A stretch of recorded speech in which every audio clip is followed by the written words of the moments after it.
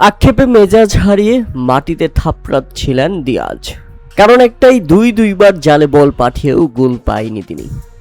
অফসাইডের কারণে দুইবারই কলম্বিয়ার এই ফরওয়ার্ডের গোল বাতিল করে দেওয়া হয়েছে। তবে এই ম্যাচে হাড্ডাহাড্ডি যে লড়াই দেখেছে ফুটবল বিশ্ব, সেটা নিশ্চয়ই অনুমান করার বাইরে ছিল। কলম্বিয়ার বিপক্ষে ডিআর কঙ্গো যা খেলা দেখিয়েছেন সেটা অবিশ্বাস্য ছিল। মাঠের লড়াইয়ের পাশাপাশি ডিআর কঙ্গোর গোলরক্ষক লিওনেল এমবাপ্পে ম্যাচের মাত্র 20 মিনিটের মধ্যেই 5টি গোল বাঁচিয়েছেন তিনি। তবে শেষ পর্যন্ত দলকে রক্ষা করতে পারেনি।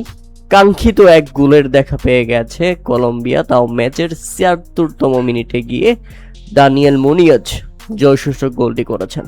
আর সেই গোলেই জিতে নকআউট নিশ্চিত করলো কলম্বিয়া। তবে গোল হজম করার পর দুইবার বড় সুযোগ মিস করেছে ডিআর কঙ্গো। গোল প্রায় হয়েই যাচ্ছিল, কিন্তু কলম্বিয়ার গোলরক্ষক দুর্দান্তভাবে সেটাকে বাঁচিয়ে দিয়েছে এবং শেষ পর্যন্ত কলম্বিয়ার নকআউট পর্বের স্বপ্ন বাঁচিয়ে রেখেছে তাদের গোলরক্ষক।